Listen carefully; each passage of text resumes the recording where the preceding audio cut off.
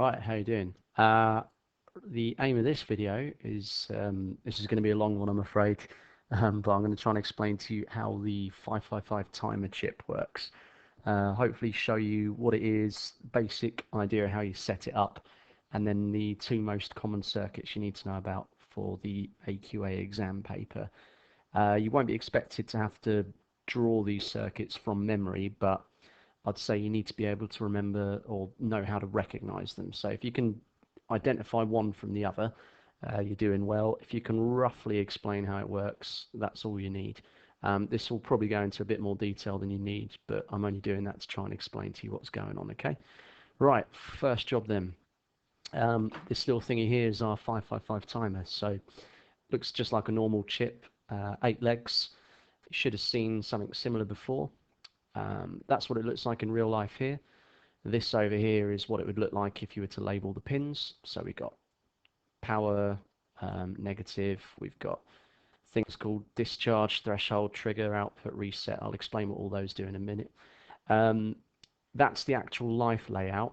Quite often when you see it in a circuit diagram, it's drawn like this. And the only reason it's done like that is it's not to confuse you.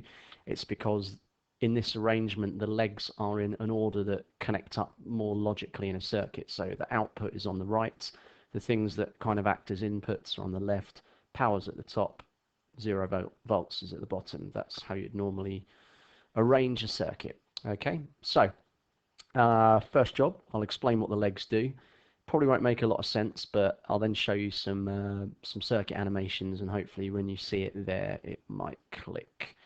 We'll find out. Right, so I'll do the pins. I've kind of done them not in a logical order, just in the order of easiness of knowing what they are. So pin number 8, dead easy, power. You connect that to your power supply. I can't really explain that in any more detail. Pin 1 is 0 volts. That goes to 0 volts. So these are easy. This is just where this integrated circuit, remember it's a circuit on a chip, gets its power. Right, pin 2, the trigger. This is basically the one that sets off the whole timing event.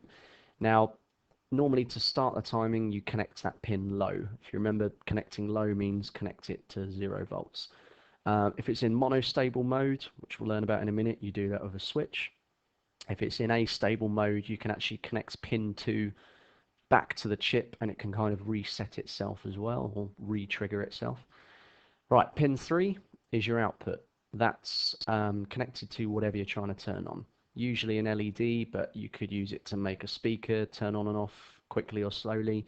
You might connect it to a motor to have a motor move for a certain amount of time, whatever you're doing. Pin 5, don't lose any sleep over that. We never really use it in GCSE electronics, so I'm not going to bother talking about it. Pin 4, reset, as it says there.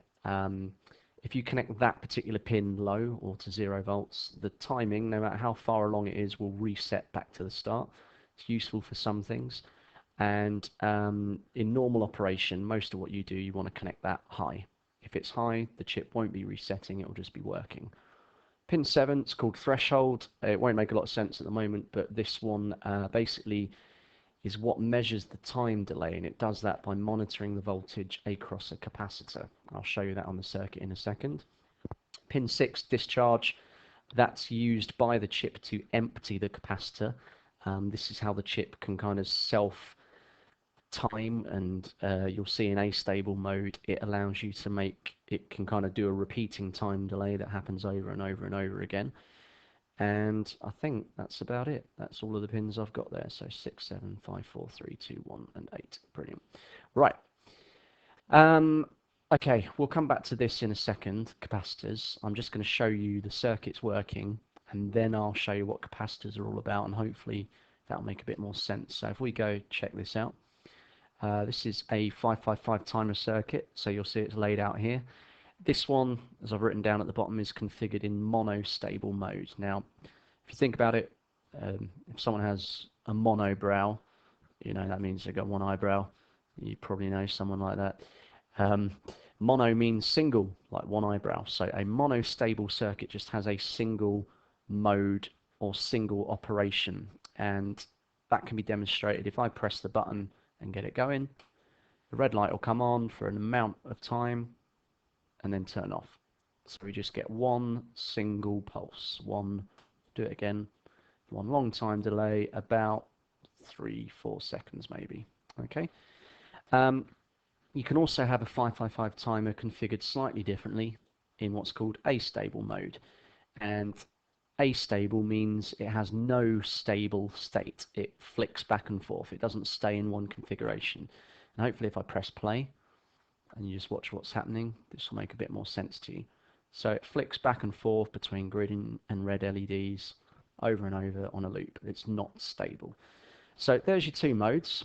We'll talk about first of all how the monostable circuit works. So in order to understand that, you've got to know what one of these little things down here does. This thing is the key to the whole timing idea. Everyone thinks, oh, this thing's called a 555 timer, therefore it makes time delays. Well, it doesn't actually make a time delay. What it does is it measures the time it takes this thingy here, the capacitor, to fill up with energy. So it's not a timer, it's a measurement device that measures time. In order to understand that, we better go look at a capacitor. So let's have a look at this. So that's a capacitor. You might have seen one of them. Normally the type we use in this case has got a negative leg, like an LED, it's shorter, and a long leg, positive. And basically it's a charge storage device. I like to think of them as being like tiny little batteries or little cells that fill up with energy. They're not actually like batteries because they can hold nowhere near the same amount, but that's a good way of thinking of them nonetheless. And basically when you put a voltage across it, it will fill up with charge, but only a tiny, tiny amount. Now remember, charge is stored electricity. Okay, it's electricity that's there but isn't flowing. Right, the important thing, and that's why I put it in red, it takes time to fill one of these up. Imagine electricity like water. If you were filling a bucket with water, it would take time to fill that bucket up. Just like it does the bucket, it takes time to fill this capacitor up with charge. Not usually a very large amount of time. It could be a millionth of a second sometimes, but nonetheless, it takes an amount of time to fill up. That's what we're measuring. Right. Now, our chip, it can't measure time, right? Electronics can't actually measure time in the normal sense, but what you can use in electronic circuits is voltage. You can measure a change in voltage. And that's what the 555 timer chip does. It measures the voltage across this thing as it fills up. And that's how it knows, in effect, the time period it's been filling up for. I hope you're following me so far. I know this is very geeky and nerdy. Please stick with me. Right. So how does the voltage change then? You also kind of need to know this. You might have to have a vague recollection of this graph for your exam as well. So, right, if you've got an empty capacitor, the voltage across it is very, very low. So as soon as you start to fill one up, the volts start off dead low, like on this graph. And as your capacitor charges up or starts to fill up, the volts across it increase. And that's, if you think about that, that makes sense. If you've ever recharged a rechargeable battery, when it's flat, it makes no voltage. As it starts to fill up, the voltage across it gets more and more and more and more. Now, just like a rechargeable battery, there's kind of a ceiling to how much voltage you can fit in it, or voltage it can produce, if you like. So when it gets to about, it starts to kind of increase fairly predictably. The voltage goes up in a fairly nice straight graph with time. But at about 63%, it starts to get harder and harder to fill the capacitor up. It's a bit like trying to fill an already full bucket. You can only squeeze so much water into a bucket before it starts to either be full or overflow. And therefore the voltage, the rate at which the voltage increases across it starts to drop off.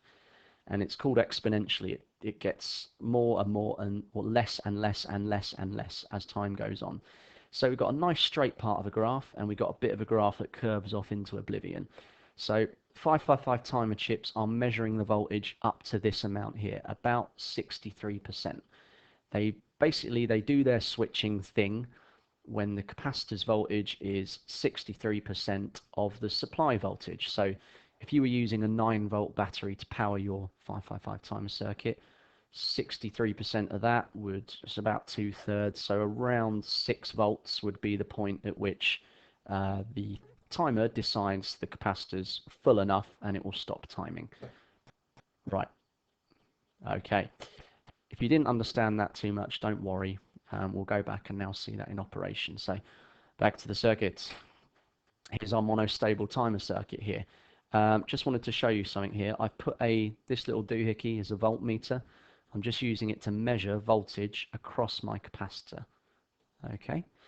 Now we'll look at what happens to that voltage when I trigger it. Okay. So as I said earlier, if we look here, pin 2 trigger, pulling this pin low will start the timing.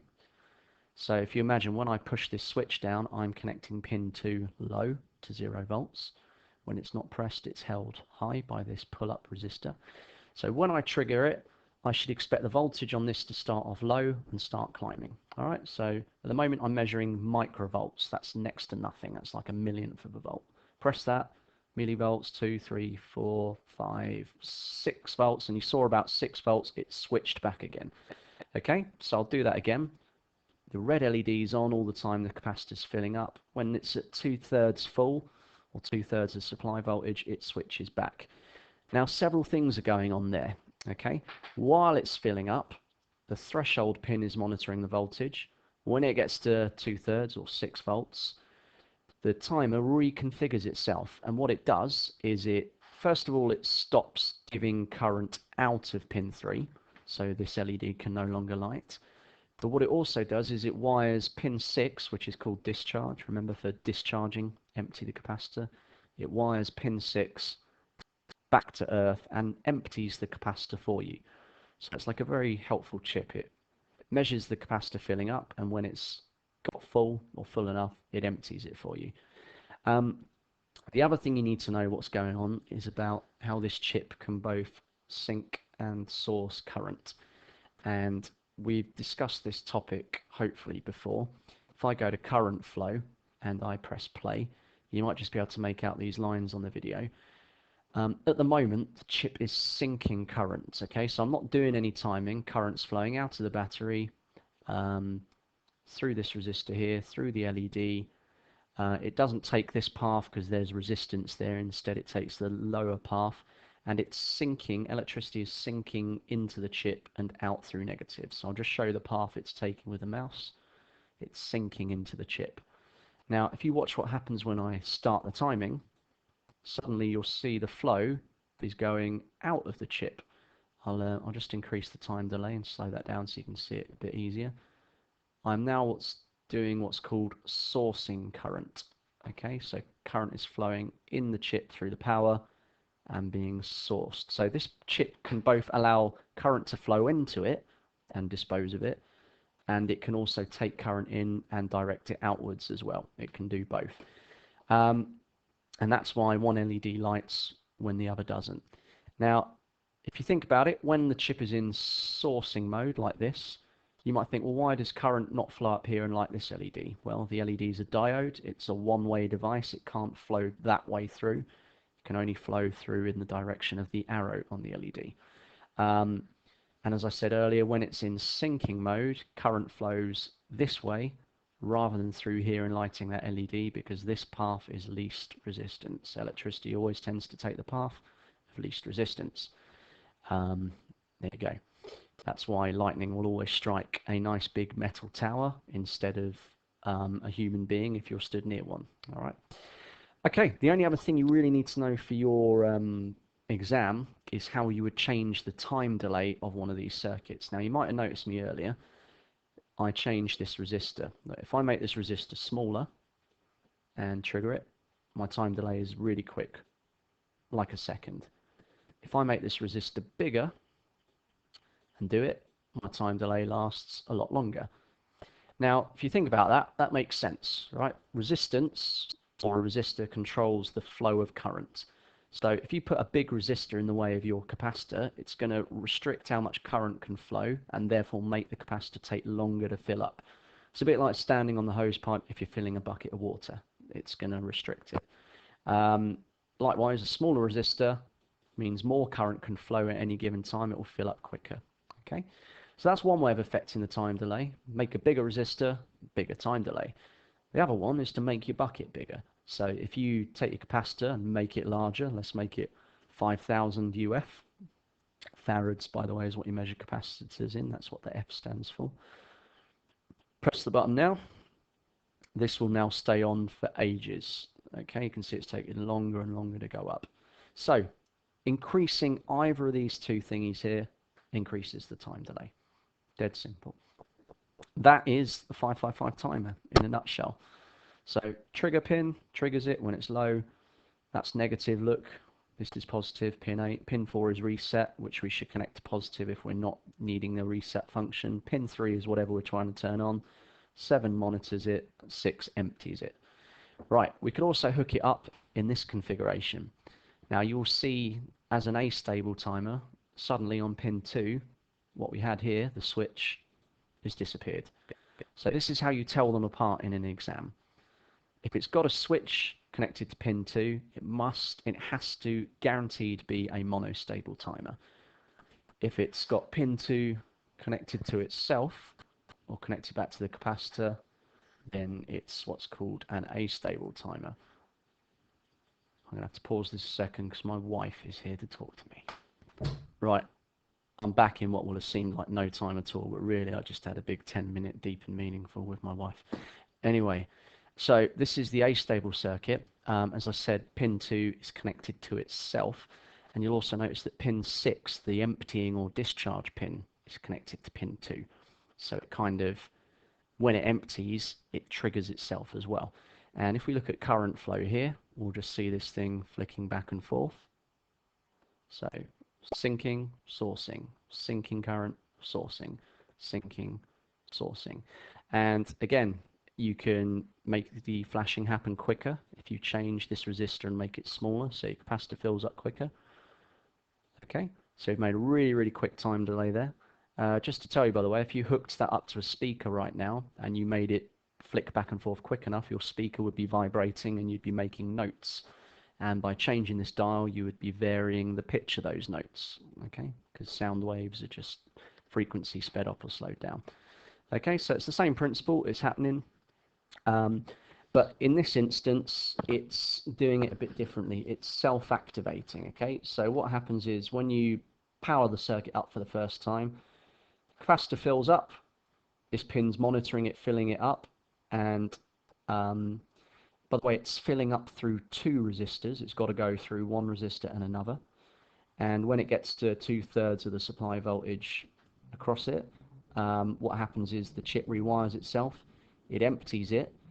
But as well as connecting pin 6 to negative and emptying it, because pin 6 is connected to pin 2, it triggers the whole thing again. Remember, when we went back to my PowerPoint, pin 2, trigger. Pulling this pin low will start the timing. So that's how this chip restarts itself. All right, when it gets full, it empties it, but the emptying pulls pin 2 low, which starts the whole process again, causing it to fill up. All right.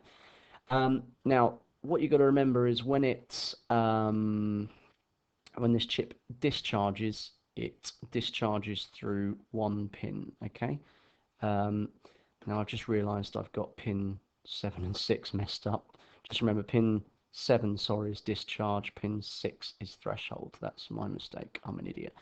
So just it doesn't make much difference. It's the same idea for operation, but when it fills up, it's filling up through 2 resistors.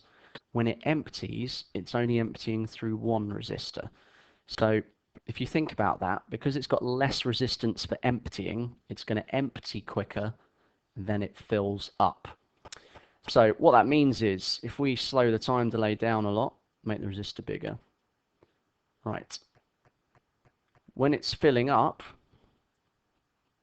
it's technically on for longer than when it's emptying. Okay, so in real terms, one of these LEDs is on for an ever so slightly longer amount of time than the other. Okay, now I just wanted to show you this in a graph form. It's quite interesting to see. So what I'm going to do is I'm going to get a probe and put the probe on the output. In fact, there's already a probe there. Sorry, so it's the red one we're interested in. Anyway, it doesn't much matter. But what you can see on the graph here is the voltage versus time. So at the moment, we're giving out voltage for about almost 2 seconds, and So I'd say about 1.8 seconds, and then we're getting rid of voltage for about 1.4. So you can see the time delays are different. And again, if I make this smaller, you'd expect to see the graph go mental. There you go. Loads and loads of ons and offs, highs and lows over time. So I wind it down. Okay, there we go. So this is what you might call a waveform. This is called a square waveform. And obviously the closer they are together, the faster it's switching on and off. So that's an astable circuit. That's a 555 monostable circuit. Just to show you the other circuit with a graph. Press play, hit my switch, it goes high, all the time it's filling up. Look, when it gets to 6 volts, so 2/3 of the supply, it will drop off. And that's it. All right, really, really simple. Now, you might be thinking, well, that's great, but that's pretty lame, all right? You compare that to an iPhone or something, it's not very impressive. To be honest, a set of traffic lights is more impressive than this thing. So why in the hell do you actually need to care about these circuits? Well, firstly, they are sort of useful in their own right, but it's only really when you compare or combine them with other circuits they become even more useful. All right, so straight up use for a monostable circuit. The obvious one is if you make it have a very long time delay, say 3 minutes, hit that, you've made a kitchen timer, like an egg timer. If you attach this variable resistor to a little dial, then turning the dial up will increase the time, turning the dial down will decrease it. So you've made a kitchen timer, really. That in itself is useful. You could also use this for some kind of alarm system. You could use it part of an alarm for like the entry delay. They're used in the interior lights in cars as well, like when you open the door, the light will come on for an amount of time and then turn off. For instance, obviously in a car you'd only have one light, something like this. There you go, you open the door, pressing the switch, the interior light comes on, and after a few seconds, even once the door's closed, it will turn off again. Okay, obviously it's going to take a long time with that giant resistor there. Right, so that's one use you could use that for. The old astable timer, the obvious one is you got it about that speed. There's your thing like a railway crossing lights, just alternating lights back and forth, maybe a zebra crossing, hazard warning lights for all sorts of purposes. If you were to connect this to a speaker, I can't unfortunately I can't simulate it in Circuit Wizard, but connecting it to a speaker, the speaker would be clicking on and off, and if you do it fast enough, you can actually generate sounds. So you can use this to produce sounds. Now, you can hook them up to other things. If I was to show you, I'll just need to close this circuit quickly to show you. Do apologize. Here we go.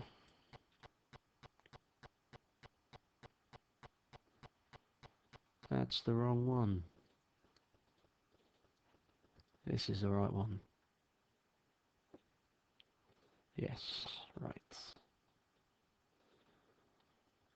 You're all still awake, by the way.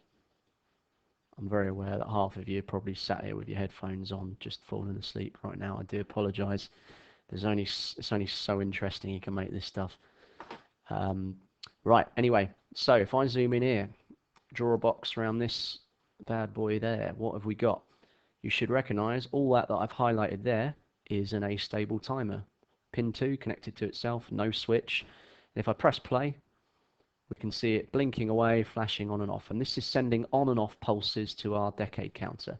Now, you may or may have not come across decade counters in your revision yet, but if you remember, essentially in a nutshell, every time they get an on and off signal, they count to the next LED in sequence, and therefore this thing pulses through all those lights in an order.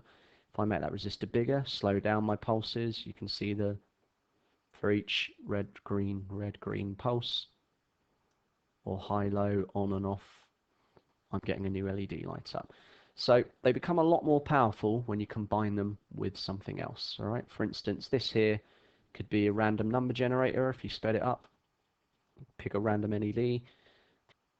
All right. It could be some kind of bike light where the lights stream back and forth. So the real magic of astable and monostable timers is on their own they're pretty naff, but start to use them as building blocks into other circuits, and they make bigger things. That's why you get taught about them.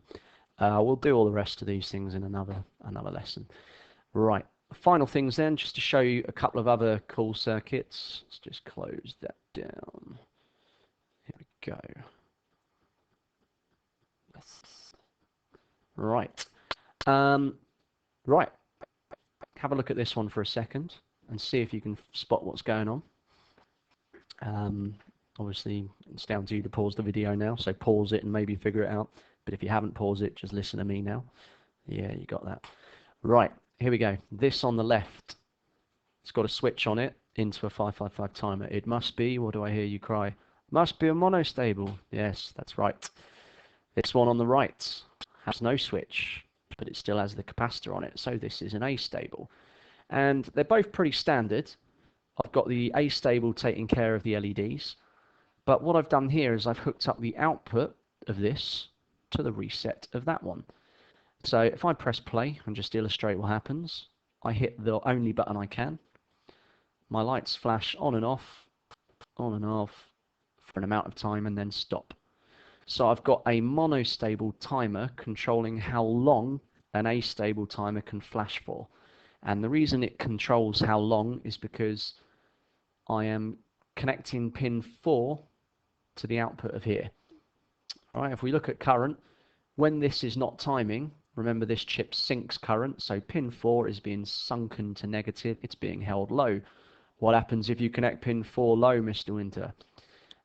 It means the chip's timing will reset. So basically, at the moment, this chip is constantly resetting and cannot do its flashing thing. When I set this chip to time, this goes high, the chip is no longer reset, it can do its flashing thing until this one switches off. That's all that's going on. Obviously, make that bigger, I make my period that this can flash for a lot longer. So this could be the start of the circuit for a timed zebra crossing or like a timed railway crossing. You could set it for say 2 minutes to flash the lights while the train's at the station, and then when the train pulls away after the time's over, it will switch back. This could also be an alarm for a house. You could have a speaker on here vibrating on and off really quickly to make a sound like a siren, and it would be an alarm that turned itself off after however many minutes so it doesn't annoy the neighbors too much. So you can see how that's built another circuit. Again, one last one before I shut up talking and let you go away and complain about how boring these videos are, is this one here. This thing I wouldn't expect you to know about right now. This is an op amp, and all it does is compare two voltages. When one gets bigger than the other, it turns on. And what I'm using is that to compare my light sensor to a known fixed voltage from this potential divider. When the light sensor creates a certain voltage, this will turn on. When pin 4 is held high or on, then this chip will be allowed to count. So basically, all the time my LED is in darkness, this chip is sensing it and sending a high signal out, allowing my 555 astable circuit to make these lights flash. Now, this one, I think for some reason I've got it in here because it was an exam question. I still, for the life of me, can't think of a product where, when it's in darkness, you would want two lights to flash on and off forever. Maybe some weird rave disco light, I really don't know. But anyway, it was an exam question, and it was basically asking you to sort of explain what or how this circuit operates, okay? So there you go, 555 timers. I'm just going to correct my mistake here. So remember, pin 7 is in fact the discharge, pin 6 is the threshold. It's easy to get them mixed up, just remember roughly what they do. And the only thing to remember is how to spot the difference, really. Remember, astable, no switch. Monostable has a switch. And that's it. That's 555 timers. That's as much as you need to know. Okay, right. Thank you. Whoa, that was half an hour. Half an hour of your life you're never getting back.